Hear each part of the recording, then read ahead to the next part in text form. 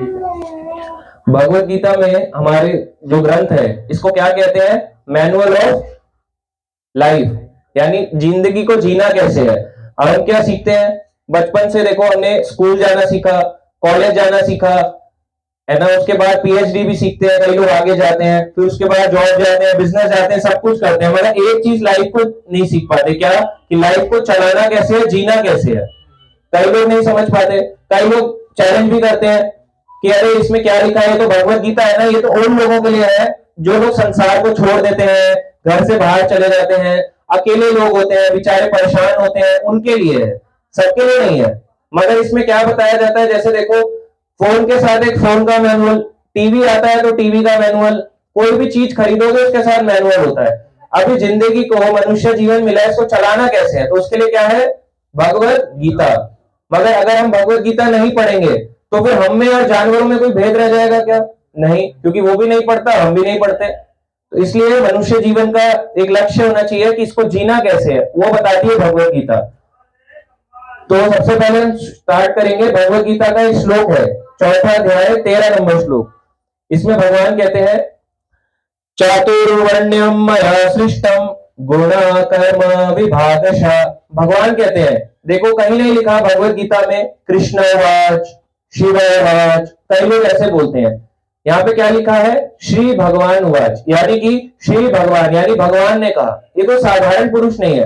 कई लोग कहते हैं कि ये जो गीता है, जैसे कल रात हमारे एक भक्त से बात हुई, तो अच्छा खासा वो चैंटिंग भी कर रहे थे, जुड़े हुए भी थे, पर उनको किसी ने बहका दिया। क्या बोला? बोला ये भगवत गीता ना, ये तुम्हारे लिए नहीं है, भगवत गीता है ओल्ड एज लोगों के लिए, और तुम्हें क्या करना चाहिए, हमारे साथ ऑर्गेनाइजेशन से जुड़ जाना चाहिए, उसमें हम तुम्हें बताएंगे अच्छे कर्म कैसे किया जाए, समाज का उद्धार कैसे किया जाए। ये भगवत गीता बताती है। कर्म करो, फल की चिंता मत करो, अच्छे कर्म करना सिखाती है बस भगवत गीता। तो अच्छे कर्म तो हम कर ही रहे हैं, हमारी सोसाइटी से जुड़ जाओ, डायरेक्ट तुम्हें गीता आ जाएगी, क्योंकि उसका तात्पर्य यही है, अच्छे कर्म करो, बाकी फल की चिंता मत करो। बस भगवत गीता में इतना ही लिखा है। पूरे 700 श्लोकों में वो एक ही आंसर दे देते हैं, कर्म करो, फल की चिंता मत करो, बस इतना सा आंसर करके छोड़ देते हैं उसको। और वो बेचारे अच्छे खासे भक्त थे, माला भी कर रहे थे, फिर उनको किसी ने झूठ बहका दिया ऐसा, फिर वो और बोलने लगे, बोले छोड़ दो, ये भक्ति वगैरह में कुछ नहीं रखा है, तुम जा रहे हो मंदिर ठीक है, बट ये आस्था ज्यादा अच्छी नहीं है, कर्म करना मेन है, कर्म की पूजा करो, कर्म ही पूजा है।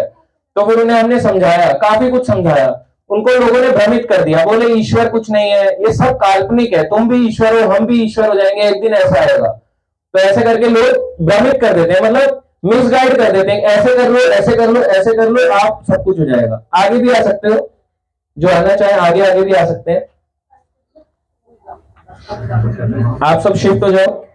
तो इस तरह से भगवत गीता में बहुत उल्टा सीधा लोगों ने मिस इंटरप्रेटेट करा है। इसका मतलब क्या है कि जो चीजें लिखी हुई है उसमें एक्चुअल में था उसको हटा दिया गया, जो भगवान ने ज्ञान दिया, और जो उसमें नहीं था वो उसमें डाल दिया गया। अब उसमें देखो उन्होंने तो क्या बोला, एक और उनको बोला, आपकी जो बीवी है ना, ये सब अच्छी बात होती है, मगर देखो ज्यादा नहीं रखना चाहिए बीवी से, यही भगवान ने बोला है, छोड़ देना चाहिए, और कहां चले आना चाहिए, हमारे पास आ जाओ, सब कुछ छोड़ के हमारे पास आ जाओ। इस तरह से उनको करा। अब वो कह रहे मुझे समझ नहीं आ रहा, मैं अपनी बीवी से बहुत प्यार करता हूँ, तो मैं छोड़ के चले जाऊं?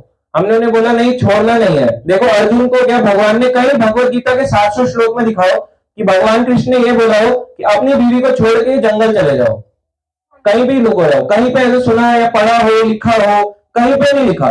मगर क्योंकि वो खुद नहीं पढ़ रहे थे गीता को, और जो उन्होंने थोड़ा बहुत किया था, ज्यादा नहीं पढ़ा था, 2 4 10 लोग पढ़े थे, उसको लेके बस उन्होंने पकड़ लिया कि इनको ज्यादा नहीं पता, अब इनको भ्रमित करो। तो ऐसे सोसाइटी में बहुत लोग हैं जो झूठ झूठ बातें बोलेंगे, भगवत गीता में ऐसा लिखा है, भगवत गीता में ऐसा लिखा है, कर्म करो, बीवी को छोड़ दो, हमारे साथ जुड़ जाओ, क्योंकि अपनी ऑर्गेनाइजेशन चलानी है। ऐसे कई लोग हैं। तो बाद में जब उनको मैंने समझाया, तब वो कहते हैं कि इतने सारे प्रश्नों का उत्तर में 1.5 साल से मेरा लाइफ खराब हो गई, मैं मंदिर जा रहा था, माला भी करने लगा, मगर कहीं रह के सुनता नहीं था। तो क्या होता है, इसलिए गाइडेंस की जरूरत होती है, नहीं तो व्यक्ति भटक जाता है। तो अब यहाँ पे बताते हैं भगवान, यहाँ पे है श्री भगवान। क्या कहा भगवान ने कि चतुर्वर्णम, यानी 4 वर्ण। कौन कौन से? ब्राह्मण, क्षत्रिय, वैश्य, शूद्र। तो ये 4 वर्ण है, ऐसा तो नहीं कि इसमें कोई एक्स्ट्रा है, भगवान ने कहा 4 वर्ण है। ब्राह्मण का मतलब है ऐसा व्यक्ति जो वेदों का या शास्त्रों का अध्ययन करता हो। तो भगवान ने किस रूप में बांटा है इसको? गुण और कर्म के आधार पे। तो गुण और कर्म के आधार पे अगर मान लीजिए आवाज ठीक आ रही है? तो अगर मान लीजिए कोई ब्राह्मण है, अब वो जन्म से है शर्मा में पैदा हुआ, मगर वो खा जाके नॉनवेज है और शास्त्र नहीं पढ़ता, स्कूल जा रहा है मगर शास्त्र कुछ नहीं पढ़ रहा, बोल रहे कि हम शर्मा जी हैं, तो क्या वो ब्राह्मण कहलाएगा? ब्राह्मण कैसे हो सकता है? ऐसे तो रावण भी था, रावण को भी तो बोला ब्राह्मण है, कितना अच्छा व्यक्ति था, कितना महान व्यक्ति था, ऐसा ही है क्या? उसके गुण और कर्म बताते हैं, यही भगवान ने भगवत गीता में बोला है कि मैंने जो 4 वर्ण बनाए हैं, और ये जो 4 वर्ण है, आश्रम है, तो ये गुण और कर्म के आधार पे है, इस तरह से रहते हैं। तो 4 वर्ण में से सबसे पहला कौन सा है? ब्राह्मण। दूसरा कौन सा है? क्षत्रिय। अब क्षत्रिय क्या है? राजपूत है तो क्षत्रिय है, ऐसा कि राजपूत कास्ट है तो क्षत्रिय हो गया, ऐसा तो नहीं होता। राजपूत मतलब क्षत्रिय कौन है आज के समय में देखा जाए तो? जो लोग डिफेंस फोर्स में है, जो लोग पुलिस में है, वो लोग जो राष्ट्र की सेवा कर रहे हैं इस तरह से, तो वो क्षत्रिय है। अब कोई अगर बोले मैं राजपूत जी हूं और पढ़ वो भगवत गीता रहे हैं, मंदिर जा रहे हैं, तो वो क्या हुए? ब्राह्मण हुए। तो लोगों ने कास्ट सिस्टम जो है ना, ये कास्ट सिस्टम लोगों ने बना रखा है। जितने भी कास्ट सिस्टम है आप देख लो, आप बोलोगे आप कास्ट सिस्टम के खिलाफ क्यों बोल रहे हैं? हम खिलाफ नहीं बोल रहे, हम रियलिटी बता रहे। कास्ट सिस्टम लोगों ने बनाया है, नहीं तो हम सब तो वैसे ही हैं। देखो हम सब कैसे हैं, 2 हाथ वाले हैं, 2 आंख वाले हैं, 2 कान वाले हैं, नाक है, मुंह है, ऑलमोस्ट सिमिलर ही तो है। तो कास्ट सिस्टम डाला ये लोगों ने डाला। भगवान ने तो गुण और कर्म के आधार पर 4 सोसाइटी बनाई थी। तीसरा कौन सा है? वैश्य, यानी बिजनेस क्लास। अब मान लो कोई है, जैसे एग्जांपल के लिए बंसल जी। अब बंसल जी जो है वो यहाँ पे अगर डिफेंस फोर्स में ज्वाइन कर लेते हैं तो वो क्या कहलाएंगे? पर वो तो कह रहे हैं कि हम तो कास्ट के हिसाब से वो हुए, क्या हुए? वैश्य, बिजनेस क्लास हुए, मगर वो है क्या? क्षत्रिय, क्योंकि वो तो उसमें जा रहे हैं, डिफेंस फोर्स में, पुलिस में। ऐसा तो नहीं है कि उनको हम बोलेंगे बिजनेस क्लास हुआ। तो ऐसे लोगों ने मिस इंटरप्रिटेट करा हर चीज को। चौथा कौन सा है? शूद्र। और शूद्र को तो लोग सोचते हैं छोटी जाति, कोई नहीं होगा वो शूद्र, ये गलत है। शूद्र का मतलब है चाहे वो ब्राह्मण की सेवा करता हो, क्षत्रिय की करता हो या वैश्य की करता हो, वो शूद्र है। अब अपने हिसाब से देखो कि हमारी कैटेगरी किस में आती है? शूद्र में, क्योंकि हम सभी किसी ना किसी की सेवा में लगे हुए हैं। चाहे ऑफिस जाओ, बिजनेस जाओ, कुछ भी करो। बिजनेसमैन कहता है मैं बिजनेसमैन हूं, मगर कल तो वो भी किसी की ना किसी के अंडर काम ही रहा है, किसी ना किसी की सेवा ही कर रहा है। फ्रेंचाइज खोल के भी तो किसी की सेवा ही कर रहा है, अपना तो नहीं चला रहा। एक ब्रांड नेम खरीदने से क्या वो बिजनेसमैन बन जाएगा? चाहे वो करोड़पति भी क्यों ना हो, है तो वो भी शूद्र। तो इस तरह से ये 4 क्लास जो है ये गुण और कर्म के आधार पर थी। अब लोगों ने इसमें क्या डाल दिया? अपने अपने कास्ट सिस्टम डाल दिया, अपना अपना कास्ट सिस्टम। ऐसे ही 4 आश्रम है। कौन सा आश्रम? पिक्चर, आश्रम सीरियल, टीवी सीरियल जो आ रहा है आजकल। आश्रम कौन सा? ये वाला दिल्ली वाला जो विनोबापुरी के बाद आता है, आश्रम, इसकी बात कर रहे हैं। तो आश्रम का मतलब है 4, है ना, इस तरह से कि कैसे जीवन को आगे आगे चलना है। जैसे बताया जाता है पहले में कलयुग में 100 साल उम्र के हिसाब से 25 साल तक ब्रह्मचारी, 25 साल तक गृहस्थ, 25 साल तक वानप्रस्थ और 25 साल सन्यास। ये किसके लिए था? Only for mails, not for female. आजकल आप जाओ, कई माता जी होती हैं या लेडीज होती हैं, कई लोग होते हैं, फॉरेनर्स भी दिखेंगे आपको, ऑरेंज कपड़े डाल लेंगे हरिद्वार ऋषिकेश में जाके और दिखाएंगे देखो हम कितने बड़े वैरागी हैं। उनको कुछ पूछो कि आज तुमको क्या आता है, हो सकता है वो गीता भागवत के श्लोक भी बोल रहा हो, मगर वो एक चीज भूल गया, संन्यास ब्रह्मचारी ये लड़कियों के लिए नहीं है, ऑरेंज कपड़े लड़कियों के लिए नहीं है। त्याग वो वैसे पहन सकती है कोई माता जी, क्या देखो मैंने कांचीपुरम साड़ी पहनी है ऑरेंज कलर की, मगर वो त्याग उनके लिए नहीं है। ब्रह्मचारी आश्रम बॉयज के लिए है कि पहले ब्रह्मचारी, फिर उसके बाद गृहस्थ, फिर उसके बाद वानप्रस्थ और फिर सन्यास, ये बॉयज के लिए है। ऐसा नहीं कि कोई भी आजकल फॉलो करने लगे। अब ये ट्रेंड में क्या होता है, रॉन्ग ट्रेंड चल पड़ते हैं। माता जी कहती है मुझे सन्यास लेना है ना, और वो कहती है मुझे ब्रह्मचारी बनना है, शादी नहीं करनी, तो ब्रह्मचारी रहती है। और फिर जब उनका विवाह बाद में पता चलता है मेरे सारे दोस्तों ने विवाह कर लिया, तो 40 साल में मैरिज करती है, फिर कहते हैं कन्यादान हो रहा है, 40 साल में कन्या रह गई है महिला, तो महिला दान हो गया 40 साल में। इस तरह से होता है। तो ये सारी चीजें समाज में बिगड़ गई। अब बिगड़ने से क्या होगा? कलयुग का देखो, कलयुग का लक्षण है ये 4 वर्ण भी खराब होंगे, 4 आश्रम भी खराब होंगे। इसमें से सबसे अच्छा आश्रम है कौन सा? गृहस्थ का। गृहस्थ आश्रम में एक चीज बहुत अच्छी है, जैसे हमने अपने शिक्षा गुरु जो है, मेरे शिक्षा गुरु का नाम है इस ग्रेस प्रशांत मुकुंद प्रभु जी, बहुत अच्छा, आप यूट्यूब पे भी टाइप करो उनका नाम, आपको बहुत कथाएं दिखेंगी। उन्होंने एक बार बताया कि गृहस्थ और ब्रह्मचारी, सन्यासी, वानप्रस्थ की लाइफ में क्या डिफरेंस आता है। जैसे ट्रेन जा रही है, अब एक ट्रेन है जनरल, एक है राजधानी। जब राजधानी जाएगी उसकी स्पीड बहुत तेज होती है। अगर राजधानी पे चढ़ा हुआ था कोई ट्रेवलर और गिर गया तो क्या होगा, चकनाचूर हो जाएगा, बचेगा भी नहीं। जनरल से गिर गया, जैसे मुंबई लोकल से गिर गया तो बच जाएगा। जैसे मुंबई लोकल में आपने देखा होगा लोग ऐसे भी छलांग लगा देते हैं स्टेशन से पहले ही। अभी वो स्टॉप हो रही होती धीरे धीरे करके, है ना, और वो लोग छलांग लगाना शुरू कर देते हैं और अगली एंट्री चालू हो जाती है, रुकने से पहले अगली एंट्री स्टार्ट।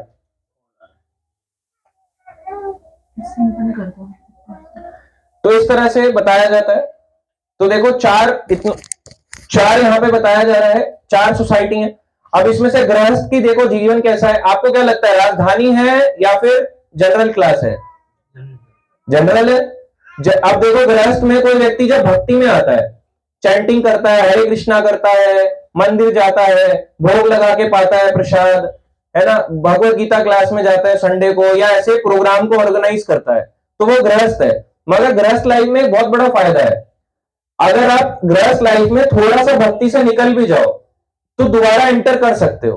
जैसे थोड़े टाइम के लिए निकला, मान लो उसको विजय माल्या बनना था, किंगफिशर एयरलाइन खोलूंगा मैं अपनी, थोड़े टाइम के बाद वापस आ जाएगा, अरे यार चला नहीं, वापस आ जाता हूं, चल भगवान के रास्ते पकड़ लेता हूं, मगर वापस आ जाएगा। मगर ब्रह्मचारी, वानप्रस्थ और सन्यास, इन 3 में कैसी गति होती है, राजधानी की। जरा सा भी हिल गए तो सीधा एक्सीडेंट, और उस एक्सीडेंट के बाद फिर व्यक्ति भक्ति में लौटता नहीं। जरा सा आपका एक नियम चूका, आप आउट, आप भक्ति से निकल जाओगे। उसके बाद व्यक्ति ऐसे, जैसे जितनी गति से ऊंचा जा रहा होता है उतनी ही डाउनफॉल उतनी तेजी से आता है, क्योंकि राजधानी थी ना, उसने जरा सा ब्रेक करा वापस डाउन, ग्राफ बचा रहता है इस तरह से। तो देखो यहां पे भी बताया जाता है, कई लोग कहते हैं कि हम लोग है ना, हम लोग कौन है, शर्मा जी हैं, तो हम लोग वर्मा जी हैं, या अलग अलग कास्ट के हिसाब से हम क्या है, ब्राह्मण, कास्ट ब्राह्मण, मगर फॉलो करते हैं, बोले नहीं, फॉलो नहीं करते। तो देखो हमारे शास्त्र क्या हमें बताते हैं, शास्त्र बताते हैं, एक श्लोक आता है, जन्मना जायते शूद्र संस्कारात् भवेद् द्विज, वेद पठात भवेद् विप्र, ब्रह्म जानाति ब्राह्मण। पहला आता है जन्मना जायते शूद्र, जन्म से हम क्या है, सारे के सारे शूद्र। अभी हमने क्या बताया, शूद्र क्या है, जो ब्राह्मण की, वैश्य की या फिर क्षत्रिय की सेवा करता हो। तो जो जिसकी सेवा करता हो वो शूद्र है। ये कास्ट का रूल नहीं है, कास्ट तो लोगों ने बना दिया, अरे ये वो है, इनका वो कास्ट है, ये वो कास्ट है, ये बाद में आया है इस तरह से। माला भगवान को भी चढ़ा सकते हैं पहले। तो अब आता है इसमें कास्ट का, ब्राह्मण का। अब आता है परंतु संस्कार से वह द्विज बनता है। द्विज का मतलब क्या होता है, द्विज का मतलब होता है, द्विज क्या है, सेकंड। अब उसको जब संस्कार आ जाएंगे तो उसको कहते हैं इसका दूसरा जन्म हुआ है। तो संस्कार हमारे जीवन में होते हैं 16 संस्कार, 16 संस्कार में से इस तरह से चलते हैं तो विवाह संस्कार भी आता है, लास्ट तक अंतिम संस्कार तक जाता है। तो विवाह भी एक संस्कार है जो गृहस्थ में एंटर करने के लिए एक इंपॉर्टेंट संस्कारों में से है। ऐसे ही इसके बाद बताते हैं, जब वो द्विज बन जाता है तो वेद पढ़े विप्र, वेद पढ़ने के बाद वो कहलाता है विप्र। जैसे सुदामा थे, वो क्या थे, ब्राह्मण नहीं थे, विप्र कहलाते थे, तो उनको विप्र बोला जाता था जो वेद पढ़ता है। और ब्रह्म जानाति ब्राह्मण, ब्रह्म का मतलब क्या है, ब्रह्मा जी नहीं, ब्रह्म का मतलब है जो ये जान गया है मैं शरीर नहीं हूं, मैं आत्मा हूं। ये बताया गया कि मैं आत्मा हूं, मैं शरीर नहीं हूं। अब लगा लो कितने संसार में ऐसे लोग हैं कास्ट ब्राह्मण जो अपने आप को ये मानते हो कि हम लोग आत्मा है, जबकि मैं भी तो ब्राह्मण हूं, मैं भी नहीं मानता था कि हम लोग शरीर, हम तो यही मानते थे हम लोग शरीर है, आत्मा नहीं मानते थे, तो ब्राह्मण कहां हुए। इन 4 वर्णों के ऊपर आता है वैष्णव। जो भक्त होता है ना तो वो शूद्र है, ना वो द्विज है, ना वो विप्र है, ना वो ब्राह्मण है, वो इनसे ऊपर है, एक अलग ही कैटेगरी है। ये जो 4 हैं ये तो कुछ समय के लिए रहेगा, मगर भक्त ऐसा होता है इस जन्म के बाद भी भक्ति चलती है। क्या बोलोगे, ऐसा भी होता है कि इस जन्म के बाद किसने देखा, आप देखो यूट्यूब में डालो, इतने सारे लोग डालते हैं यूट्यूब पे सास बहू के सीरियल, है ना, कैसे बनाए, इसकी चटनी कैसे बनाए, सांबर कैसे बनाए, आप उसमें डालो री इनकारनेशन थ्योरी। अब तो साइंस भी इस बात को मानता है पुनर्जन्म होता है। कोई ऐसा लॉ या कोई भी ऐसा नहीं है जो ये ना मानता हो, हर जगह हर धर्म ये मानता है पुनर्जन्म होता है, साइंस भी ये बात मानती है।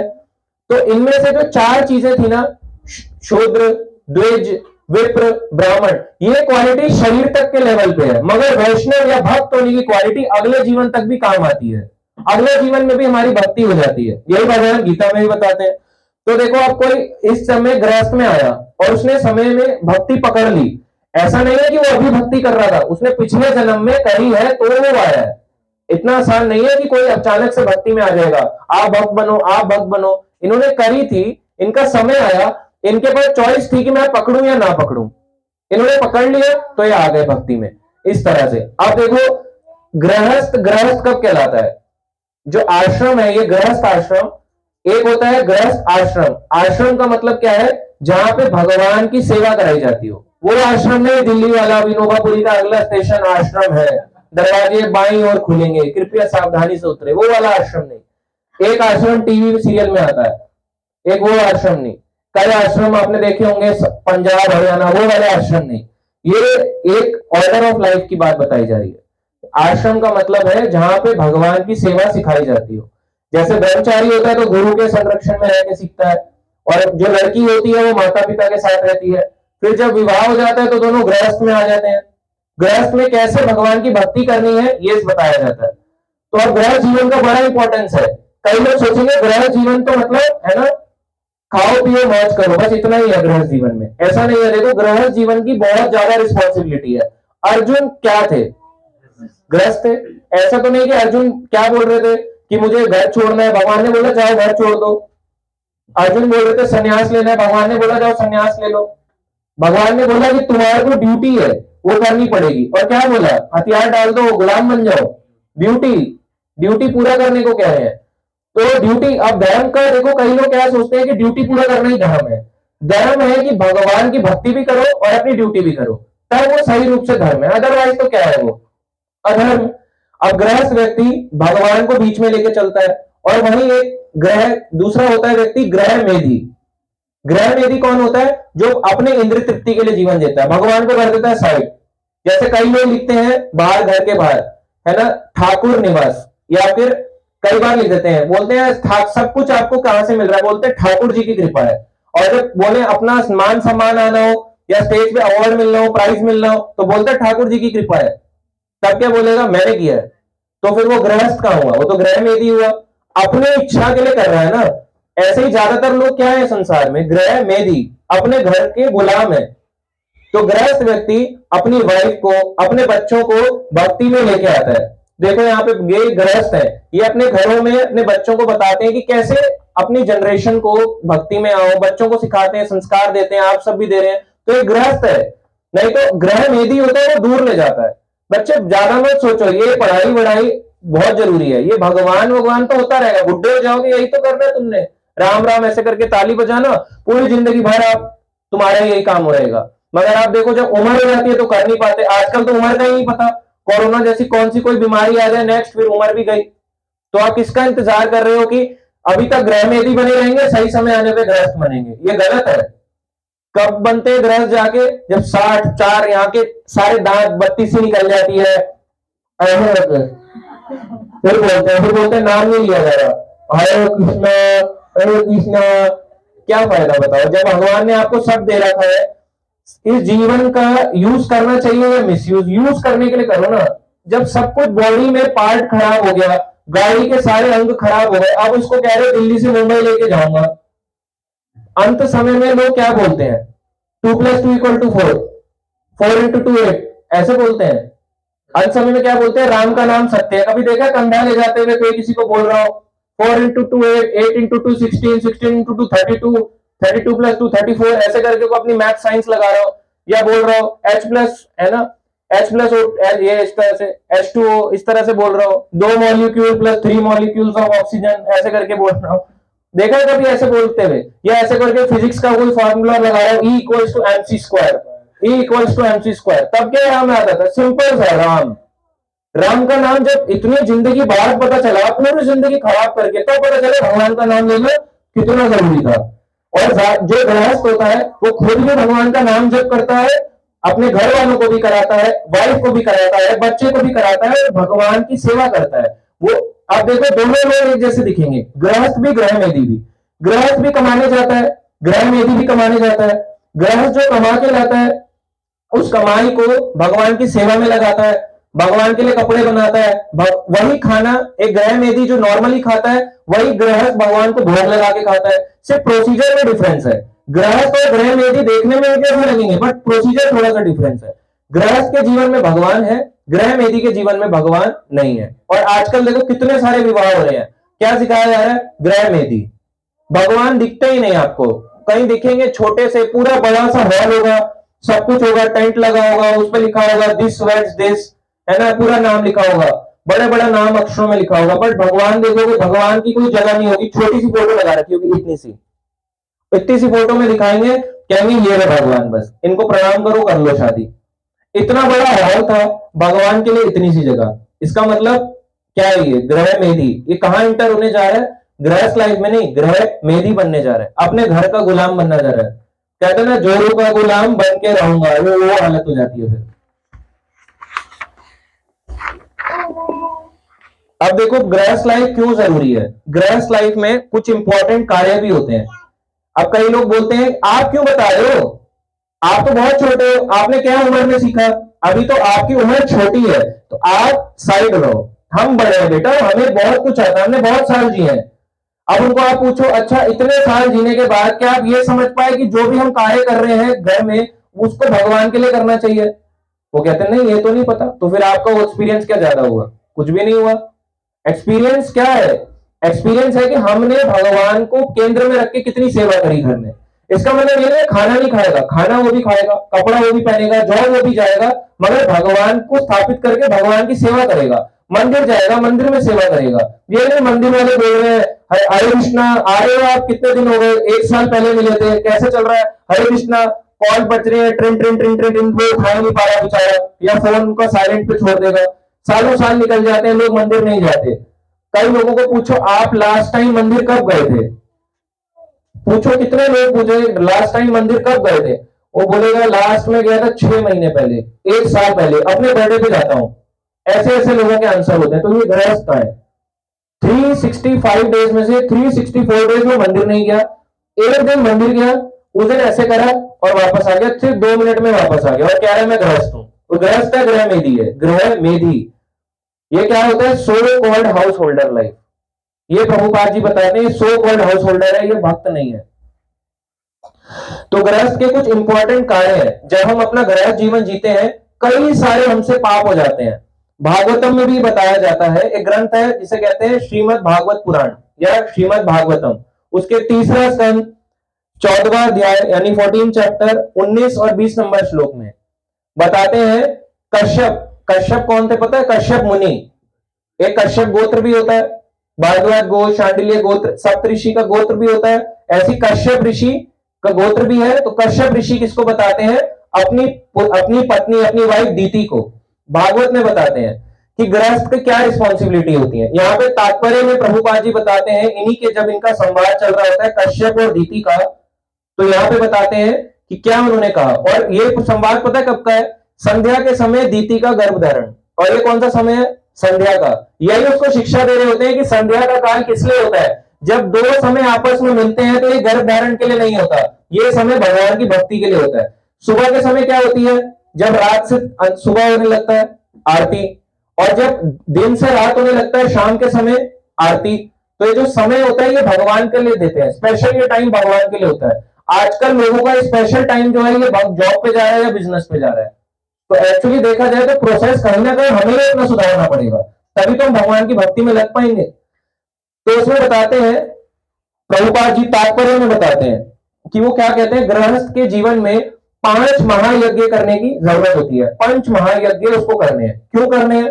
क्योंकि कई ऐसे पाप हो जाते हैं जाने अनजाने में, जिसके कारण उसको इसका वो मिल सकता है, कर्मा मिल सकता है। इस तरह से होता है। तो यहां पे बताते हैं सबसे पहले 5 महायज्ञ कौन कौन से हैं। आप सब जानते हैं कौन कौन से यज्ञ होते हैं? 5 महायज्ञ।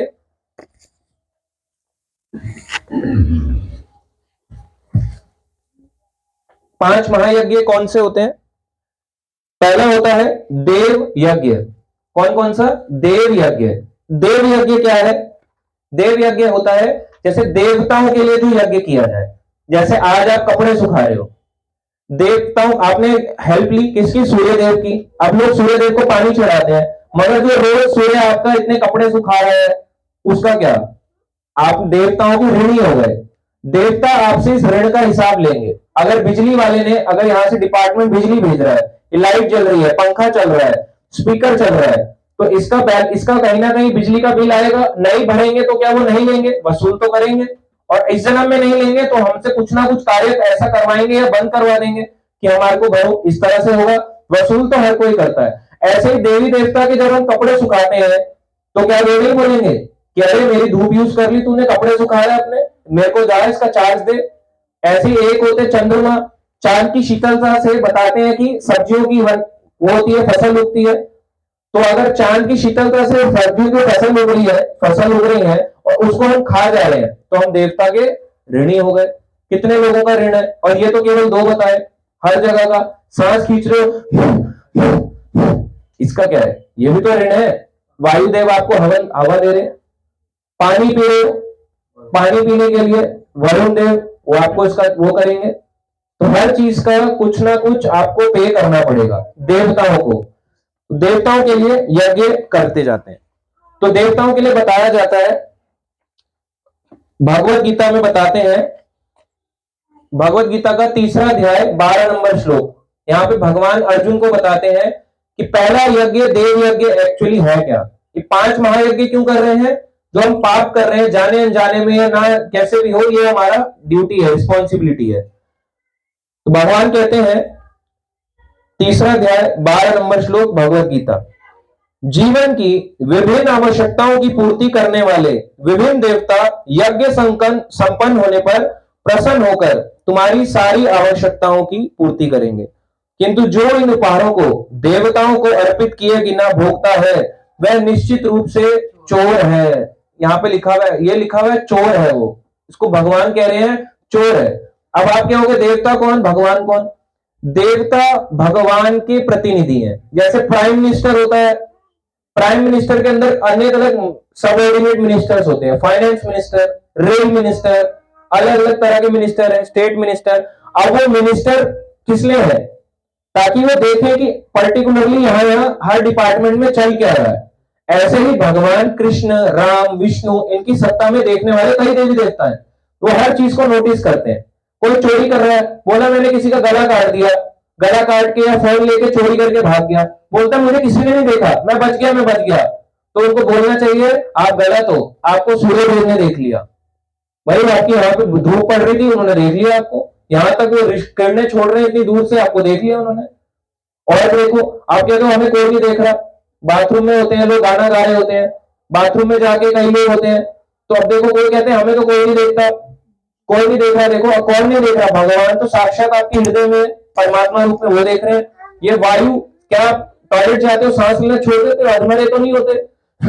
ऐसे तो नहीं हो जाता सांस छोड़ देता है फिर वापस आके बाहर ऑक्सीजन दोबारा देख रहे हैं। वो हर जगह हम कहीं ना कहीं देखने जा रहे हैं। इस जगह ऐसे संसार में कोई ऐसी जगह नहीं है जहां पे हमारे पे निगरानी नहीं रखी जा रही। जैसे सीसीटीवी कैमरे होते हैं, कुछ पता नहीं चलता चोरी करने वाले को कहां से क्या चीज उसने उठा ली और उसको बाद में बताते हैं कि अरे तुमने चुराई थी, ये देखो आपका वीडियो है। ऐसे ही देवी देवता हर कुछ निगरानी रखते हुए देख रहे हैं। तो देवताओं के हम बहुत ऋणी हैं हर चीज के। तो अब देखो हमारे सनातन धर्म में कितने देवता हैं? 33 करोड़। इमेजिन करो, क्या 33 करोड़ देवी देवताओं के हम सब ऋणी हैं कहीं ना कहीं। क्या हम 33 करोड़ का ऋण चुका सकते हैं? चुका सकते हैं। अभी अगर घर में मान लो किसी का घर है, मान लो कोई बहुत बड़ा पैलेस है किसी राजा का, पैलेस है।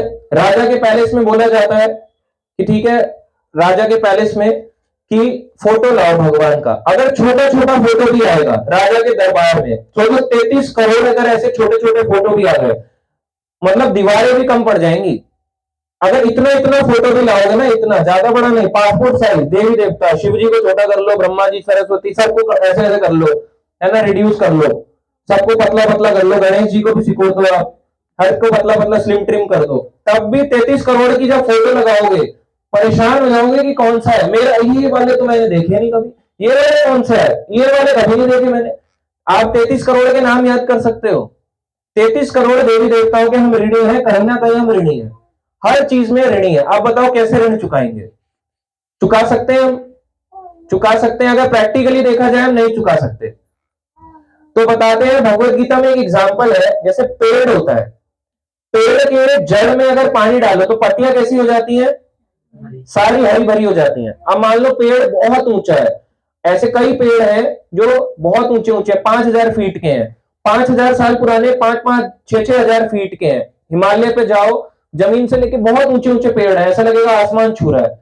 अब इतने ऊंचे पेड़ पे जाके तो कोई पानी नहीं डालेगा। नारियल के पेड़ कितने ऊंचे ऊंचे होते हैं, क्या ऊपर जाके ऐसे नारियल पे पानी डालते हैं ऐसे ऐसे करके? कहां डालते हैं? जड़ों में। अगर जड़ में पानी डालोगे तो ऊपर की पत्ती हरी भरी हो जाएगी, नारियल खिल जाएगा। तो वैसे ही अगर 33 करोड़ देवी देवताओं को आपको प्रसन्न करना है, कैसे करोगे? जब आप भगवान की पूजा करोगे। आप बोलोगे सारे भगवान थे तो आपने देवी देवताओं को क्यों नहीं भगवान बताया? भगवान हम सबके लिए यूज करते हैं। जैसे एक मिनिस्टर टाइटल है, finance minister, prime minister, chief minister, अलग अलग मिनिस्टर होते हैं। इसी तरीके से ये भगवान शब्द हम देवी देवताओं के लिए भी यूज करते हैं। मगर इनका ऋण कैसे उतरेगा? जब आप कृष्ण भक्ति करोगे, अदरवाइज नहीं उतरेगा। 33 करोड़ देवी देवता के आप सोच के देखो, नाम लिख के देखो, ये कॉपी रजिस्टर बन जाएंगे। इतने होते हैं 33 करोड़ देवता, छोटी पड़ जाएंगी आपकी। जो भी कॉपी ला रहे हो ना, 50 रुपए का रजिस्टर, 100 रुपए का साथ छोटा पड़ जाएगा। इतने देवी देवताओं के नाम है। तो इस प्रकार से जो भगवान की भक्ति करता है तो इन ऋणों से वो क्या हो जाता है? मुक्त। नहीं तो अगर आप बता रहे हो नहीं करोगे, देवी देवताओं के लिए यज्ञ करो, नहीं तो नहीं करोगे तो वो क्या है? चोर। दो रास्ते हैं, या तो 33 करोड़ की पूजा कर लो या भगवान की भक्ति, इसमें से एक रास्ता चुनना पड़ेगा। दूसरा यज्ञ आता है ब्रह्म यज्ञ। ब्रह्म यज्ञ का मतलब है, वेद यज्ञ भी कहते हैं इसे, और ऋषि यज्ञ। तो अब इतने सारे ऋषि मुनि आए भारत में अलग अलग जगहों पे। अब इतने ऋषियों ने हमें कितना कुछ ज्ञान दिया है। वेद आए हैं, आज के समय देखो जर्मनी की आर्मी भी ऋग्वेद को यूज करती है। बीमार होते हैं, जब हम ठीक होना चाहते हैं कौन सा इलाज कराते हैं? जब एलोपैथी मुहाना कर देता है तो आयुर्वेद। हर चीज में देखो ज्ञान का हम इस्तेमाल कर रहे हैं। तो हम इन ऋषियों के ऋणी हो गए। इन्होंने कहा भाई हमने आपको सारा उपचार दिया है। महर्षि पतंजलि कह रहे हैं हमने आपको सारा उपचार दिया, आप यूज जैसे भी कर रहे हो कर रहे हो, हम तो भाई आपका ऋण लेंगे। अब आप उनका ऋण चुकाना कैसे चुकाओगे? शास्त्रों को पढ़ के। इनका ऋण चुकाने के लिए आपको शास्त्रों का अध्ययन करना पड़ेगा। कितने ऋषि हैं सोच के देखो, 33 करोड़ तो देवी देवता है, ऋषि कितने होंगे? इससे भी ज्यादा। क्या उतार सकते हैं हम सबका ऋण? कितने के शास्त्र पढ़ लोगे? अभी बच्चों को पूछो आपने पढ़ा आर.डी. शर्मा 10th में? कह रहा नहीं, वो आती है ना कुंजी छोटी वाली, वो पढ़ लिया था, एग्जाम पास। 12वीं में कुंजी। उसके बाद कॉलेज में छोटा सा वो देखेगा कोई है ना, वो आएगा, छोटे छोटे आते हैं, आकाश, वो छोटा छोटा, उसको पकड़ के एग्जाम दे देगा, आकाश को पकड़ के, और लाया 90%। मम्मी पापा को शुरू, कितना पढ़ाकू हमारा बच्चा है, ये क्या पता आकाश से पढ़ के आया, सारा पेपर उससे आता है। इस तरह से देखो तो कितने सारे हमारे पे ऋण है ऋषियों के। तो हम सबके ग्रंथ नहीं पढ़ सकते, मगर एक ग्रंथ हम पढ़ सकते हैं जो स्वयं भगवान ने लिखा है। ऐसे कई ग्रंथ हैं, वैसे तो 4 वेद है, 108 उपनिषद है, 18 पुराण है, महाभारत है 1 लाख श्लोकों की, और क्या है, वेदांत सूत्र है, इतना सारा कुछ दिया हुआ है। क्या अगर हम सब पढ़ेंगे तो पढ़ सकते हैं? नहीं। एक चीज पढ़ सकते हैं, वेदों का सार, वो क्या है? श्रीमद् भगवद गीता। इसको भी अगर आप पढ़ लोगे ना इस जीवन में, सच बता रहा हूं, इसको पढ़ना और इसको फॉलो करना, जीवन सक्सेसफुल है। ऐसा नहीं कि केवल ये कहने की बात है। कई लोग ऐसे आज के समय, ऐसा नहीं कि ये बोला जा रहा है केवल इस्कॉन में, जिन्होंने भी भगवत गीता पढ़ी हो, चाहे हमारे एंसेस्ट्रल लोग भी आप देख लो, हमारे दादा दादी परदादा, जो उस समय में इस्कॉन या ऐसी सोसाइटीज को जो प्रचार कर रहे नहीं जानते थे, उस समय नहीं होता था, मगर फिर भी उन्होंने, जिन्होंने भगवत गीता पढ़ा, उनका जीवन क्या हुआ है? परिवर्तन भी हुआ है, सक्सेसफुल भी हुआ है, बहुत लोगों का हुआ है।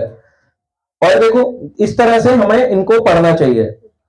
तीसरा यज्ञ बताया जाता है पितृ यज्ञ। पितृ यज्ञ क्या है? दादा दादी का फोटो लगाओ और उनको ऐसे ऐसे यज्ञ करो। ऐसे है, दादा दादी का फोटो लगा के, या किसी का जो हमारे पितृ चले गए, पितृयज्ञ का मतलब है श्राद्ध करना।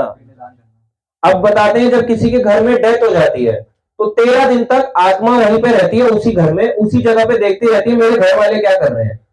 तो जब वो देखती है कि अरे ये तो मेरा बेटा था, ये तो मेरा पड़पोता था, इसको तो मैं गोदी में खिलाता था और पड़पोता आज के बैठ के कार्टून नेटवर्क देख रहा है, और यहाँ पे मेरा बेटा था, ये तो वही बेटा है जिसको मैंने चलना सिखाया हाथ पकड़ के, ये ऑफिस जाने की जल्दी कर रहा है, चौथा हो गया, भागो भागो भागो, पापा का चौथा हो गया, भागो। आत्मा तो 13 दिन की है ना, आपने चौथा किसका किया? आप सोच रहे चौथा करके के कर्तव्य मुक्त हो गए, आत्मा तो वही है ना, 13 डेज से उसकी यात्रा चलेगी। तो सोचो 13 दिन तक जो आत्मा जिस घर में है, अब वो देख रही है कि मेरे लिए कुछ नहीं कर रहे लोग, मैं अभी यही प्रेजेंट हूं, तो वो क्या करेगी? अगर उनके लिए नहीं किया गया, गीता गरुड़ पुराण नहीं पढ़ा गया, तो वो गिरा लेंगे पितृदोष, कहेंगे बड़ा बेकार व्यक्ति था, कुछ नहीं करा इसने, शायद अब कर लेगा मेरा उद्धार हो जाता, अभी भी कुछ नहीं करा। फिर जब आत्मा चलती है तो बताते हैं 348 दिन की यात्रा होती है इस संसार से, यानी भौतिक संसार से लेके नरक लोक तक, इस धरती से नरक लोक तक की यात्रा 348 डेज की, यमराज की नगरी तक की। और कैसे लेके जाते हैं? 13 दिन के बाद यमदूत आते हैं, खींच के लेके जाते हैं, ऐसे करके रस्सी डालते हैं, बोलते हैं चलो तुम्हारा समय आ गया है, अब तुम्हारे को कोई नहीं, अब रोते रहो जितना मर्जी, बचा ले बिट्टू, बचा ले पप्पू, बचा ले सोनू, बचा ले, कोई नहीं बचाएगा। तो जिंदगी भर अगर सोचो हमने भक्ति नहीं करी तो क्या अंत समय में हम ये लोग काम आएंगे? हमारे घर वाले अगर हम करेंगे तो शायद घर के एक व्यक्ति में चले जाए, मगर हम खुद ही नहीं करते, दूसरा क्या सीखेगा? माला उठानी हो, बोलते हैं बाद में, हर चीज कल, कल आज कर लो, मंदिर आओगे कल, माला कर लो कल, शास्त्र पढ़ लो कल, क्लास ले लो कल, तो एक युग का नाम क्या है? कल युग, हर चीज कल पे। तो इसलिए यहाँ पे हर चीज कल पे नहीं डालनी है, आज ही करना है। आपको नहीं पता कि कल है भी या नहीं, कई लोग कहते हैं मेरे पास बहुत समय है, बहुत समय नहीं होता। आप देखो कई लोग कहते थे, जैसे एग्जांपल के लिए मेरे ही सामने ऐसे कई एजेड लोग मैंने देखे हैं सामने, जो बोलते थे कल से पक्का कर लूंगा, रिटायर हो जाओ कल से पक्का, रिटायरमेंट से पहले ही विचारों के शरीर उनको त्यागना पड़ेगा। हमें वेट नहीं करना है, अगर आप वेट करोगे आपको पता भी नहीं चलेगा कब यमदूत आएंगे, आपको खींच के ले जाएंगे, टाइम पीरियड कहेंगे ओवर, चलो। तो हम किसका वेट कर रहे हैं? और पितृ, अब बताते हैं अगर ये 348 दिन की यात्रा है, इसमें पिंडदान भी होता है। अगर कोई पिंडदान ना करे तो पिंडदान से अगला शरीर बनता है। मान लो पिंडदान नहीं करा, लड़के ने कहा हमने चौथा कर दिया, हम चले गए, हमारे बस की नहीं थी पिंडदान। इस तरह से आजकल पिंडदान की कंपनियां भी खुल चुकी हैं। वो बता रहे 2037 में दुनिया खत्म होने वाली है। एक है सो कॉल्ड सोसाइटी है, व्हाइट कपड़े पहनने वाली, बोलते हैं कि आजकल पिंडदान कराया जा रहा है, पिंडदान कर लो, 2037 में दुनिया खत्म, जीते जी अपना पिंडदान कर लीजिए, आपको भगवान की गति मिल जाएगी। ऐसा हो जाएगा क्या? जीते जी पिंडदान, और वो कर भी रहा है, अपने पिंड ऐसे करके, वो लोग ऐसे करके बना के पिंडदान कर रहा है अपने, पहले ही पहले उसने कर दिया। मिल जाएगा क्या शरीर? ये शरीर तो चला नहीं पा रहा है, तो दूसरा क्या चलाएगा? ऐसे पागल लोग हैं, पागल सोसाइटी, मूर्ख बनाने वाले लोगों की बहुत है। अब एक बार पहले आया था 2012 में दुनिया खत्म होने वाली है, बहुत बोला था, और मैं भी उस समय ज्यादा साइंस पे बिलीव करता था, मैं बहुत ज्यादा देखने लग गया, सिर्फ 24 आवर रह गए, 23 आवर रह गए, और मेरे घर में मैं बहुत ज्यादा साइंस को फॉलो करता था। तो मेरी दादी थी, मैंने देखा बड़ा कैजुअल एटीट्यूड है उन लोगों का, कहते ऐसे भी होता है क्या? उन्होंने कहा ये तो सब फालतू की बातें हैं, ऐसा कुछ नहीं होता कि दुनिया खत्म हो जाएगी, हम सब नष्ट हो जाएंगे, ये सब फालतू की बातें हैं। तो मैं अपनी दादी का जो एटीट्यूड था ये वाला, मैं सोचता था बड़े कैजुअल लोग हैं, बड़ा कैजुअली डील करते हैं, कहते कुछ नहीं होगा तो देख लियो। मैंने कहा ऐसा कैसे हो सकता है? साइंस बोल रही है, साइंस जो बोलती है वो सच होता है। अगले दिन सुबह हुआ 6 बजे, कह रहे थे दिन के इतने बजे पे दुनिया समाप्त, 1:30 या 2 बजे का टाइम उन्होंने बोला था, दुनिया समाप्त हो जाएगी। पिक्चर भी बना डाली लोगों को डराने के लिए, पहले ही ऐसे आएगा, भूचाल आएगा, आप सब मर जाओगे, और वो पिक्चर भी देख ली थी गलती से, तो इसलिए बहुत डर लग गया। अब मैंने कहा ये तो खत्म हो जाएगी, ये लोग इतना कैजुअली कैसे बिहेव कर रहे हैं? जो घर वाला है बड़ा कैजुअली चल रहा है, नॉर्मली जा रहे हैं, खा रहे हैं, ऐसे लेटे हुए हैं, तो मैंने देखा ये तो बड़ा कैजुअल एटीट्यूड है, ये क्या हो रहा है? इनको कोई डर नहीं लग रहा। फिर मैं टाइम देखते गया, 1 घंटा रह गया, आधा घंटा रह गया, थोड़ी देर बाद में मेरे को आस पड़ोस के लोग मिल गए, पूछने लग गए हाल चाल, और ठीक हो बेटा, 2-4 फ्रेंड्स आ गए, फिर उनसे मैं बात करने लग गया, बात करते करते पता भी नहीं चला, मैंने कहा अरे यार दुनिया खत्म नहीं हुई, ये क्या हो गया? तो इतना ज्यादा आपको साइंस भ्रमित करता है, इतना झूठ बोलता है साइंस कि 2012 में दुनिया खत्म हो जाएगी। ऐसी 2037 में बोला कि पिंडदान कर लो, आज ही अपना जीते जी अपना पिंडदान कर लो, आपका परिवार आपके लिए करे ना करे। तो जब ये यात्रा चलती है यमलोक तक की, जब 1 साल के बाद बरसी होती है और बाद में श्राद्ध होते हैं, मान लीजिए अगर पितृ को नया शरीर मिल गया है तो जो भी हम श्राद्ध करेंगे, मान लो अगर वो अगले जन्म में बनते हैं, किसी परिवार में जन्म लेते हैं, तो कई बार जब श्राद्ध के समय में हम खाना खाते हैं, नॉर्मल डेज में भी देखना और ज्यादातर आप श्राद्ध में देखना, तो वो कहता है सिंपल खाने को भी क्या बोलेगा, पूरी और आलू पूरी को भी, आज तो बड़ा टेस्टी बना है। क्या आलू पूरी उसी दिन बना था? आलू पूरी तो साल में कई बार बना। उसने तभी क्यों बोला श्राद्ध के टाइम पे कि बड़ा टेस्टी बना है? किसी ने उसका श्राद्ध किया, अगला जन्म उसका हो चुका है किसी के घर में, अब जो वो खा रहा है उसको वो चीज टेस्टी लग रही है। क्यों क्यों लग रही है? क्योंकि उसका किसी ने श्राद्ध करा है। इसका मतलब आज जो हम जीवन जी रहे हैं, हमारा भी कोई ऐसा व्यक्ति होगा जो आज हमारा श्राद्ध कर रहा होगा। ऐसा कोई व्यक्ति नहीं है। अब बोलो कि अगर कोई श्राद्ध ना करे तो फिर लगता है पितृदोष। अगर पितृ हमारे चले जाते हैं पितृलोक में, पितृलोक नरक लोक के पास है, कई लोग सोचते हैं ऊपर का लोक है, नहीं, नरक लोक के पास एक पितृलोक है जहां के राजा अयरमा है। अयरमा भगवान कृष्ण के प्रतिनिधि है। तो वहां पे बताते हैं अगर कोई पितृलोक में पितृ वेट कर रहा है, अब वहां पे वेट करते करते उस पितृलोक में बैठा हुआ है, अब वो वेट कर रहा है 1 साल के बाद कि यार मेरा जो ये है ना रिश्तेदार है, मेरा बेटा है, मेरा पोता है, मेरा पड़पोता है, इस तरह से मुझे ना काश श्राद्ध कर दे तो मुझको खाना मिल जाएगा इस तरह से, या मुझे कपड़ा मिल जाएगा। पर वो देखते हैं 1 साल हो गया, अरे अभी तक नहीं किया इसने, इसको अभी श्राप देता हूं, अभी इसको दोष देता हूं, इसका ऐसा हो जाए, लॉस हो जाए, और फिर लोगों पे पितृदोष लगता है। फिर वो जाते हैं पंडित जी के पास, पंडित जी कुंडली चेक कर दो, बहुत पितृदोष लगे। वो कहते हैं ऐसे ऐसे कर लो, हो जाएगा ठीक। होता है? नहीं होता। ऐसे कार्य ही क्यों कर रहे हो? इसलिए श्राद्ध करना जरूरी है। तो पितृ क्या करना चाहिए? पितृयज्ञ। पितृयज्ञ का मतलब ये नहीं है क्या अपने दादा दादी का नाम लो स्वाहा स्वाहा, नहीं। पितृयज्ञ का मतलब है श्राद्ध करना। पितृ पूजा अलग है, श्राद्ध अलग है।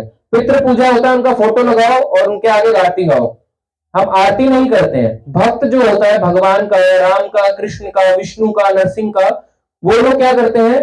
केवल और केवल एक चीज करते हैं, भगवान की आरती, और फिर उसका भोग लगा के किसी ब्राह्मण को या भक्त को बुलाते हैं और श्राद्ध में उसको खिला देते हैं।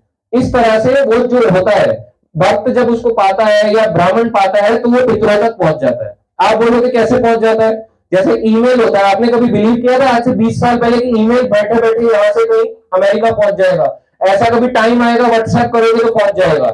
ऐसे ही भगवान की सत्ता में बहुत ऊंची टेक्नोलॉजी है कि आप श्राद्ध किसको दो? श्राद्ध का भगवान का भोग लगा हुआ खाना एक भक्त को दो, एक ब्राह्मण को दो। ऐसा ब्राह्मण नहीं गुटखा वाला, ऐसे वाला नहीं, ऐसे जला के चल रहा है, मुंह पूरा लाल हो रखा है, आपका रोटी भी लाल कर देगा, ऐसा नहीं, गिर रहा है उसके थोक से, लाओ और क्या बनाया आपने, ऐसे कर रहा है, खीर भी लाल कर दी, रोटी लाल, सब्जी लाल, अपना सब कुछ लाल करते हुए फेंक रहे हैं यहां से। वो वाले ब्राह्मण नहीं। ब्राह्मण मतलब जो नियमों को पालन करता है, गुण और कर्म से ब्राह्मण है। या फिर भक्त है, सबसे अच्छा भक्तों को बुलाओ, नियम पालन करने वाला। इस आजकल तो बहुत इजी है भक्तों को बुलाना, इतने सारे भक्त हैं, इसको इतना प्रचार कर रहा है, उनको बुला के खिलाओ, जब वो पाएंगे तो ऑटोमेटिकली पहुंच जाता है। शायद आप बोलोगे किस किसने किया? भगवान राम ने भी किया। जब कलयुग में भगवान कृष्ण चैतन्य महाप्रभु के रूप में अवतार रूप लेके आए, तो चैतन्य महाप्रभु ने भी अपने माता पिता का श्राद्ध किया। प्रहलाद और नरसिंह की आपने कथा सुनी होगी, प्रहलाद ने भी अपने पिता का श्राद्ध किया, जबकि करने की क्या जरूरत है? मगर आम जनता को, हम जैसे मूर्खों को बताने के लिए कि हम लोगों को कंपैशनेट होना चाहिए अपने पितरों के प्रति। भक्त का कोई कर्तव्य नहीं है कि उसको करना ही करना है श्राद्ध।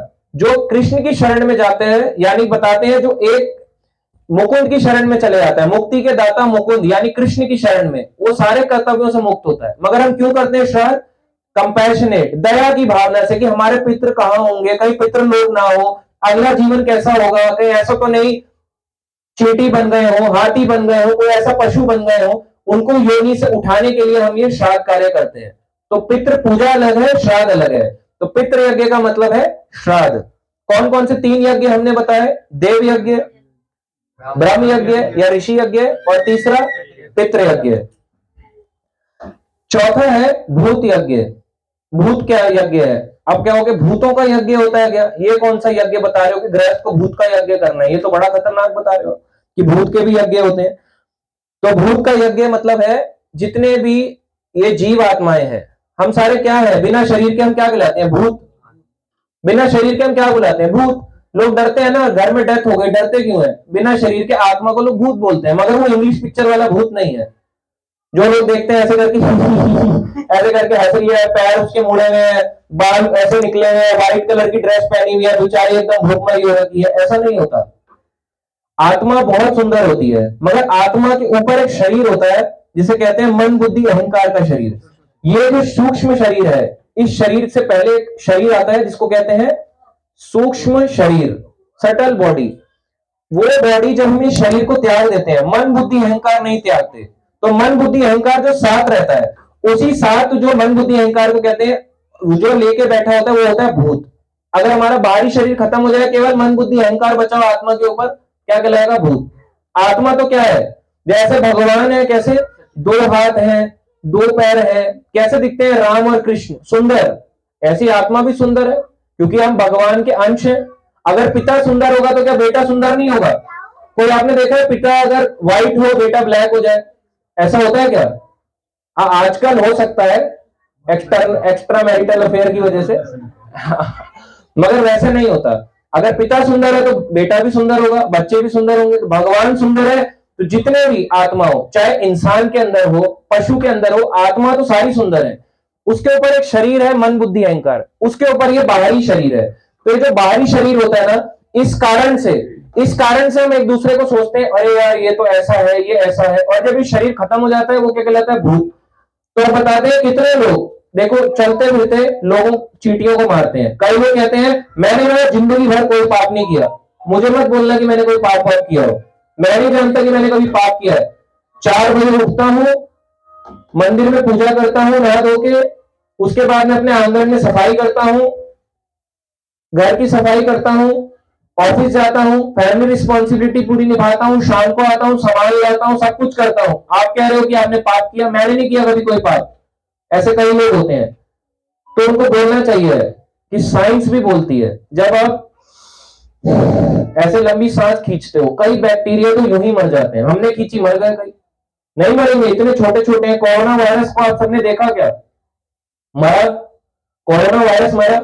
जब आप कुछ बोल रहे थे, क्या बोला जा रहा था? गरम खाओ, बार बार गरारे करो। तो गरारे करने से क्या होगा? वायरस बैक्टीरिया को मार रहे हैं। इतने सारे जो आप जीव जंतुओं को मार रहे हैं, क्या उसका पाप नहीं लगेगा? लगेगा। इतने सारे जीव चलते चलते चींटियां मर रही हैं, कॉकरोच मर रहे हैं, गाड़ी में जा रहे हैं, कुचल गया, चूहा कुचल गया, कुछ और मर गया, कितने सारे लोग मर जाते हैं ऐसे। इतने सारी चीजों का ऋण कैसे चुकाओगे आप? कई बार लोग उखाड़ देते हैं, पौधों को तो उखाड़ देते हैं, गमले से बाहर निकालते हैं कि ये सोच के कि दूसरे गमले में डालेंगे, पौधा बेचारा ऐसे करके मुड़ जाता है। तो आपने एक को मार डाला, एक पौधे को, क्या हुआ? आपने जीव हत्या कर दी। ऐसी कितनी जीव हत्या कर रहे हैं। तो इसलिए जीव, अब हम इनके भी ऋणी हो जाएंगे।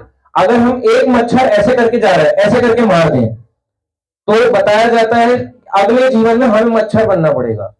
अगर हम ऐसे करके बोले मच्छर मार दिया, या ऐसे करके ताली बजा के, तो अगले जीवन में मच्छर। ऐसा ही हम वेट कर रहे हैं मच्छर बनने का। कैसे इसके ऋणों से मुक्त होगे? जब आप कृष्ण भक्ति करोगे, क्योंकि जाने अनजाने में कोई भी पाप हो रहा हो जीव आत्मा के प्रति, जब आप भक्ति करते हो तो भगवान कहते हैं अहम त्वम सर्व पापेभ्यो मोक्षयिष्यामि मा शुचा। हे अर्जुन, मैं तुम्हारे को सारे पापों से मुक्त कर दूंगा। जितने भी हमारे जाने अनजाने के पाप हैं, भगवान उन पापों को काट डालेंगे। ये भगवान ने वचन दिया है। तो भगवान की भक्ति करेंगे तभी तो काटेंगे।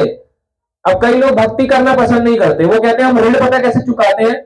गरीबों को खाना खिला के, ओल्ड एज होम खुला के, ऑर्फनेज यानी अनाथालय खुला के, ऐसे ऐसे करके हम ऋण चुकाते हैं। या फिर हम हॉस्पिटल्स बनवा देते हैं, इस तरह के दान पुण्य के काम करते हैं। तो ये तो आपने इंसानों के लिए किया। हम इंसेक्ट्स की बात कर रहे हैं, हम बैक्टीरिया की बात कर रहे हैं, जो आपकी आंखों से परे हैं, जो आपको दिख नहीं रहे। उनका कैसे ऋण चुकाओगे? उनका भी तो ऋण चुकाना है, उनका तो नहीं चुका पाओगे। इस तरह से हम उनके भी क्या हुए? ऋणी। इनका ऋण चुकाना है, जो भी जाने अनजाने मारे जा रहे हैं, कैसे करना चाहिए, हमें करना चाहिए इनको,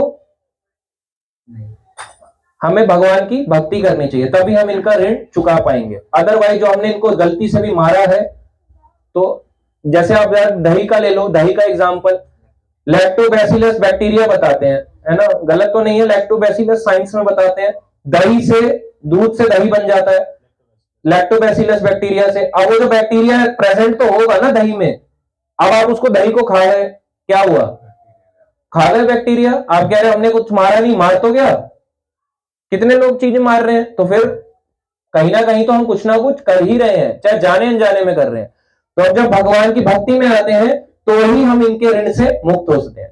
तो हमने 4 यज्ञ बताए, पहला देव यज्ञ, ब्रह्म यज्ञ, पितृ यज्ञ, चौथा भूत यज्ञ, 5वां है मनुष्य यज्ञ। अब ये मनुष्य क्या है, आओ बैठो प्रभु जी बैठो, आपका उतारते हैं। ओम जय जगदीश हरे, स्वामी जय जगदीश हरे, तुम स्वामी हमसे, ऐसे करके गाते हैं।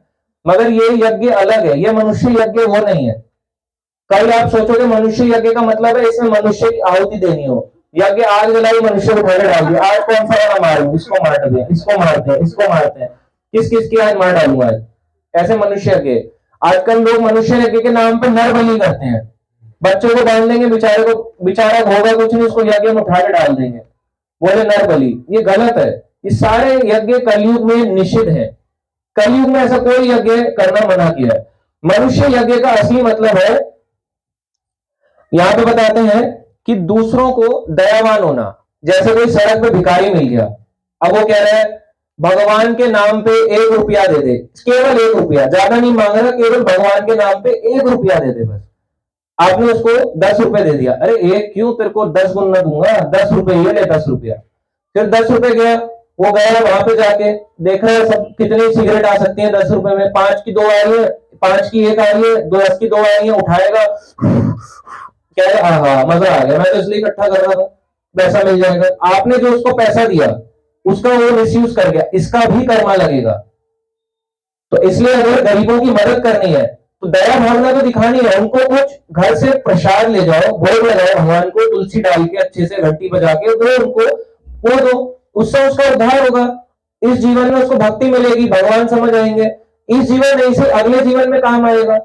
मगर अगर आपने उसको जाके 10 रुपया दे दिया, या अगर उसने, आपने किसी बच्चे को देखा वो बेचारा सड़क पे भीख मांग रहा है और उसके पापा ने थप्पड़ मारा, चल इधर ले, उसे छीन लिया, कलेक्शन होता है, पता है, पूरा कलेक्शन होता है बच्चों से। इनके माता पिता जो होते हैं गरीब होते हैं बेचारे, कलेक्ट करते हैं 10 रुपया 10 रुपया 10 रुपया 10 रुपया, जब 150-200 रुपए मिल जाए तो उसको दिखता है मेरा ठहरा आ जाएगा, साथ में चकना जो भी आएगा, पानी वानी लूंगा गिलास में, गट गट गट गट करके पी जाता है। बेचारा बच्चा भीख मांग रहा है, वो पी रहा है। अब जो उसने पिया, जितने लोगों ने उसके पीने के लिए दान दिया, चाहे उसने झूठ बोल के मांगा हो, उन सबको उसका कर्मा लगेगा। इसलिए पैसा नहीं देना चाहिए। आप गरीबी को नहीं मिटा सकते, सच बता रहा हूं, हम गरीबी नहीं मिटा सकते। खिलाना ही है तो खाना खिलाओ, प्रसाद खिलाओ, अदरवाइज उसका क्या ही फायदा। तो ये है मनुष्य के। एक इसमें चीज और आती है, पहले जमाने में होता था क्या, अतिथि देवो भव, आजकल क्या लिखा होता है बाहर, कुत्तों से सावधान। अब मान लो कोई अतिथि आए, अतिथि का मतलब है जो बिना किसी तिथि के आता हो, ऐसा गेस्ट जो कभी बता के ना आए, ऐसा नहीं व्हाट्सएप पे या कॉल पे बता रहा है, हाँ हरे कृष्णा आ रहा हूं मैं, बस 1 घंटे 2 घंटे में पहुंच रहा है, अतिथि है। या बोले हेलो हेलो आ गया मैं, बस आधे घंटे में आ गया तुम्हारे घर, बस कल आ रहा हूं तुम्हारे घर, अतिथि है ये तिथि है, ये डेट बता के आ रहा है।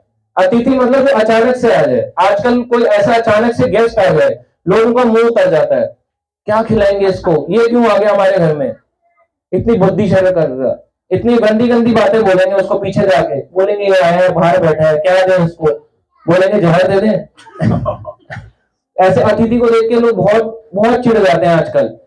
तो वही जो अतिथि देवो भव था, अब हो गया कुत्तों से सावधान। तो जैसे कोई अतिथि एंटर करता है ना घर के अंदर, सबसे पहले उसका स्वागत होता है कुत्तों से, और वो बेचारा मम्मी बचाओ मम्मी बचाओ ऐसे करके साइड में उसको भी खींचा जाता है, ऐसे करके उसको खींचते हैं, कुत्ते को खींचते हैं के पट्टे से, और बेचारा नहीं नहीं नहीं आगे मत बढ़ना आगे मत बढ़ना, तो कुत्तों से उसको क्या बचा रहे, यही तो लिखा है, कुत्तों से सावधान। अतिथि थोड़ा ना था वो, उसको पहले डराया जाता है, फिर डरा के उसको एक कुत्ते को साइड में बंद कर दिया जाता है, या कुत्ते को साइड में बांध देंगे, कुत्ता ऐसे करके देख रहा है, ऐसे करके कुत्ता देख रहा है, वो भी देख रहा है उसको, कुत्ते को, कि भाई छोड़ ना दे, कहीं पता नहीं रस्सी टूट गई मेरे पे दौड़ के आया, उसको डरा रहता है, एकदम भीगा हुआ होता है। फिर उसको पानी पिलाते हैं, पानी पियोगे, वो एकदम घबरा जाता है, वो कहता है हाँ, कहेंगे ठंडा या गर्म, वो कहता है कुछ भी ले आओ, फिर वो पानी पीता, डर डर के पीता है, ऐसे करके, ऐसे करके, ऐसे करके, फिर पानी रख देगा ऐसे करके, फिर उसको, और फिर देखेंगे इधर उधर, जो देखेगा क्या होता है, कुत्ता घूमेगा तो उधर उधर उसके बाल भी गिरे होंगे, ऐसे करेगा, इधर सोफे पे करेगा, देखेगा ये बाल वाल आ गए, उसके बाद उसके लिए डराया जा रहा है ना, देखो अतिथि कहां बचा। ऐसा ट्रीटमेंट होता है जैसे कोई कैदी आया हो, कोई कैदी के साथ कैसा होता है, डराया जाता है उसको, ऐसी अतिथि के साथ ऐसा सत्कार हो रहा है आजकल। पहले उसको डराएंगे, पहले मुंह बनाएंगे कि क्या आ गया, भद्दा आदमी आ गया, ऐसा आ गया, हमारे घर का राशन खाने आ गया, फिर बोलेंगे कुत्ता, कुत्ते को लेके आओ, कुत्ता छोड़ देंगे, कुत्ता भाग के आएगा, उसको सूंघेगा, चाट देगा उसको, कुत्ते को पूरा स्मेल कर लेगा उसको, फिर वो जाएगा, उसको बांध देंगे, कुत्ता भौंकता रहेगा बहुत तेज तेज, उसको बेचारा पसीना छूटता रहेगा, फिर देखेगा तो पानी मिलेगा, पानी भी वो डर डर के पिएगा, इधर कुत्ते के बाल पड़े होंगे। ये अतिथि का स्वागत है। पता चलेगा बिल्ली भी पाली हुई है, वो पैर के नीचे से आएगी, ऐसे करके, ऐसे करके पैर के पास ऐसे ऐसे करके बैठ आके बैठ जाएगी, वो और घबरा जाएगा, फिर ऐसे करके ऊपर जाओ सोफे के ऊपर, फिर सोफे के ऊपर बैठ जाएगा तो पता चलेगा व्हाइट कलर का चूहा भी पाला है, वो ऐसे करके जा रहा है पीठ के पीछे से। ये अतिथि सत्कार है, देख लो, घरों में बहुत बुरा हाल है लोगों का। कहते हैं हम तो अपने घर को ना, सबको हम बराबर का हिस्सा देते हैं, कुत्ते को भी, बिल्ली को भी, इसको भी, चूहे को भी, तो वो घर कहाँ है, वो क्या है, वन। जिस घर में भगवान नहीं है, इतने सारे जंगली जानवर, खुद भी जानवर और बाकी भी जानवर, तो वो क्या बन गया, वन। और वन में कौन रहते हैं, पशु। तो सत्कार क्या होगा, अतिथि सत्कार होगा। पशु सत्कार करते हैं, पशु तो लड़ते हैं, इसलिए वो आता है उससे लड़ते हैं, तो इसलिए अतिथि सत्कार है, बचा नहीं। अब होता है केवल कुत्तों से सावधान, बिहेवियर ऑफ डॉग्स, पहले बता दिया जाता है। तो अब ये मनुष्य यज्ञ में पहले के जमाने में होता था कि बताते हैं कि अगर कोई बाहर भूखा रह गया हो, ये प्रभुपाद जी इस्कॉन के फाउंडर आचार्य भी कहते थे कि कोई 10 किलोमीटर तक कोई भूखा ना रहे। जितने भी लोग हैं हमें आवाज जाके बाहर लगानी रहती है कि कोई भूखा तो नहीं है, अगर कोई भूखा है तो आ जाओ, प्रसाद पालो, प्रसाद है हमारे घर में। इस तरह से हमें बुलाना चाहिए। मगर आज के समय में बुलाते हैं क्या, कहेंगे अगर ये आ जाएगा, रोज आ जाते हैं तो आगे अपना काला मुंह लेके, मुंह काला कराने, रोज हमारा राशन खा जाता है। अब हमारे में बचा ही नहीं है, प्रेम ही नहीं बचा है। तो हम ये 5 प्रकार के यज्ञ हैं। अब हम मनुष्य को भी प्रेम नहीं करना चाहते, देवताओं को भी नहीं करना चाहते। देवताओं को तो लोगों ने क्या बना रखा है, गैजेट मांगेंगे। एक जैसे कार्टून आता था ना कि मुझे ये दे दो, वो अपने ऐसे करके पेट से निकालता था, बताओ सीढ़ी निकालूं, बताओ क्या निकालूं, कौन सा, डोरेमोन, ऐसे करके। तो लोगों ने देवी देवताओं को डोरेमोन समझा हुआ है, बस वो हम जो चाहेंगे ना, बस ये अपने हमारी इच्छा को पूरी कर दे। देवी देवता नहीं करेंगे, चलो दूसरा, तीसरा, मां चलते रहेंगे। सबसे पहले शिव जी की पूजा करेंगे, शिव जी ने पूरी नहीं करी, चलो इनकी वाइफ की करते हैं, वाइफ को मनाते हैं, वाइफ भी नहीं करी, चलो इनके बच्चों को करते हैं, गणेश को, वो भी नहीं माने, कार्तिक के, ये भी नहीं माने, बदल लो, फैमिली बदल लो, ब्रह्मा जी के पास चल लो, सरस्वती के पास चल लो, चलो ये भी नहीं दे रहे, फिर फैमिली बदल लो। फैमिली बदलते रहेंगे बार बार, इच्छा पूर्ति करानी है बस देवी देवताओं से। तो जितनी भी आप इच्छा मांगोगे ना, हर सुख के साथ एक दुख भी आएगा। सुख और दुख का जोड़ा आता है, जैसे ग्लव्स जोड़े में आता है, जूता जोड़े में आता है, और क्या, सॉक्स जोड़े में आता है, वैसे ही सुख और दुख। आप नहीं मांगोगे तो दुख आएगा। अगर आपने एक सुख मांग लिया देवी देवता से, उसके साथ वो ऑटोमेटिकली बोलेंगे ये ले, एक दुख साथ में, बताएंगे नहीं, दे देंगे साथ में बिना बताए। तो इस तरह से 5 यज्ञ होते हैं जो गृहस्थों को करना जरूरी है। देव यज्ञ, ब्रह्म यज्ञ, पितृ यज्ञ, भूत यज्ञ, मनुष्य यज्ञ। तो 5 यज्ञ अगर कोई नहीं कर पाए तो उसको क्या करना चाहिए। इस कलयुग में बताया गया कि अगर कोई, वैसे तो 5 यज्ञ शास्त्रों के अकॉर्डिंग है, मगर अगर कोई ये नहीं कर सकता तो उसके लिए बताया गया है संकीर्तन यज्ञ। बताते हैं कि यजंते ही सुमेध सा, जो बुद्धिमान होगा इस कलयुग में, वो क्या करेगा, इसको बताते हैं, कृष्ण वर्णम तुषा अकृष्णम संगुपंग अस्त्र पार्षदम यज्ञ संकीर्तन प्राय यजंते ही सुमेध सा। जो भी बुद्धिमान व्यक्ति होगा, सुमेधा, जिसकी बुद्धि ऊंची बुद्धि वाला होगा, हायर इंटेलिजेंस होगी, वो क्या कहेगा, यज्ञ संकीर्तन। यज्ञ संकीर्तन इस कलयुग में है, हरे कृष्णा कृष्णा कृष्णा हरे हरे, हरे राम राम राम हरे हरे। तो इस यज्ञ संकीर्तन को वो पकड़ेगा, नहीं तो जिंदगी कैसे जीएंगे? वो ऐसे ही जिएगा जैसे साधारण लोग जीते हैं। 5 यज्ञ के करने के लिए भी उसको बहुत शक्ति चाहिए। कर सकेगा ये 5 यज्ञ? आप सोच के देखो, हमने 5 यज्ञ बताए, वो नहीं कर सकता। अब जो भक्त होते हैं ना, वो इस संकीर्तन यज्ञ को भी करते हैं, हरे कृष्ण महामंत्र को जपते भी हैं, भगवान के बारे में पढ़ते भी हैं, और इन 5 यज्ञों को अपनी लाइफ में फॉलो भी करते हैं। तो यज्ञ का मतलब जरूरी है आहुतियां डालनी है। इन 5 कार्यों को करते हैं जिन्हें कहते हैं पंच महायज्ञ। तो अपने ग्रह जीवन के साथ साथ ये 5 यज्ञों को भी वो पूरा करते हैं। इस प्रकार से ग्रह जीवन चलता है। तो इस प्रकार से यहीं पे जैसे आपने बताया कि यहाँ पे आज भक्तों की एनिवर्सरी है, तो ये जो कार्यक्रम करा रहे हैं, इन्हीं ये होता है हायर इंटेलिजेंस के लोग। ज्यादातर लोग जो होते हैं वो संकीर्तन यज्ञ को नहीं कराएंगे, वो लोग क्या कराएंगे? उल्टा क्या बुलाएंगे? बॉलीवुड सिंगर को, है ना, कौन सा वो है ना, अभी तो पार्टी शुरू हुई है, ऐसे करके गाना गाएंगे। वो भी गाएगा ओए ओए अभी तो पार्टी शुरू हुई है। वो बेचारा खुद नहीं जानता किसकी पार्टी चल रही है, वो गा रहा है, बस उसको पैसे दे दिए, वो गा रहा है। तो इस तरह से ये सारी चीजें चल रही होती हैं। तो इतना समाज बिगड़ चुका है, इतना खराब हो चुका है, डिस्ट्रॉय हो चुका है कि लोग सीखना ही नहीं चाह रहे हैं। तो समझदार लोग संकीर्तन यज्ञ करेंगे, और मूर्ख लोग क्या करेंगे? मूर्ख लोग ऐसे ही रह जाएंगे। वो अपना रास्ता देख रहे हैं, कौन सा रास्ता? इजी वे टू हेल, नरक जाने का आसान उपाय। वो अभी नहीं पता चलेगा, धीरे धीरे पता चल जाएगा। बोलेगा हमने किसने देखा स्वर्ग नरक, ये कुछ नहीं होता है, सब यही होता है, गलत रास्ते में पड़ गए स्वर्ग नरक पे। पर वो पता चल जाएगा जल्दी ही, ज्यादा समय नहीं लगेगा, कुछ क्षण के बाद ही आपको पता चल जाएगा। एक बीमारी आएगी। टीवी सीरियल में लोगों ने क्या देखा? रामायण और महाभारत। पहले ही पढ़ लो, सही जगह पे रह के पहले ही पढ़ लो। वेट क्यों कर रहे हो? कोई बीमारी आएगी, रामायण महाभारत। इतने सारे लोग मर रहे थे, रामायण महाभारत ही क्यों चलाया? पोगो चला देते। कार्टून नेटवर्क या कुछ और, इतने सारे टीवी न्यूज ने तो बर्बाद कर ही रखा है। क्रिकेट मैच चला लेते, कितने छक्के मारे, 6 बॉलों पे 6 छक्के। मृत्यु जब पास आने लगती है ना, सब घबरा जाते हैं, सारी चीजें एक तरफ हो जाती हैं, लोग हमेशा भगवान को याद करते हैं। क्या बोलते हैं? हरि का नाम सत्य है। तो अभी ये जीवन में क्या है? इस जीवन में जीते जी जपो ना, ऐसा ना हो कि किसी और को आपके लिए नाम लेना पड़ रहा है। समझदार लोग संकीर्तन यज्ञ समय रहते हुए इसको पकड़ेंगे, खुद भी करेंगे, अपने परिवार वालों को भी कराएंगे, बच्चों को भी कराएंगे, और सबके सब लोग क्या बोलेंगे मिलके? हरे कृष्णा कृष्णा कृष्णा हरे हरे, हरे राम राम राम हरे हरे। तो अभी इसको हम एंड करेंगे, और अगर कोई किसी का क्वेश्चन हो तो वो पूछेगा, तो भी बता ले सकते हैं। ठीक है, एक हमारे साथ प्रभु जी हैं जिनका नाम है देवांश यादव प्रभु जी, ये बताएंगे। ऑफ कर दूंगा।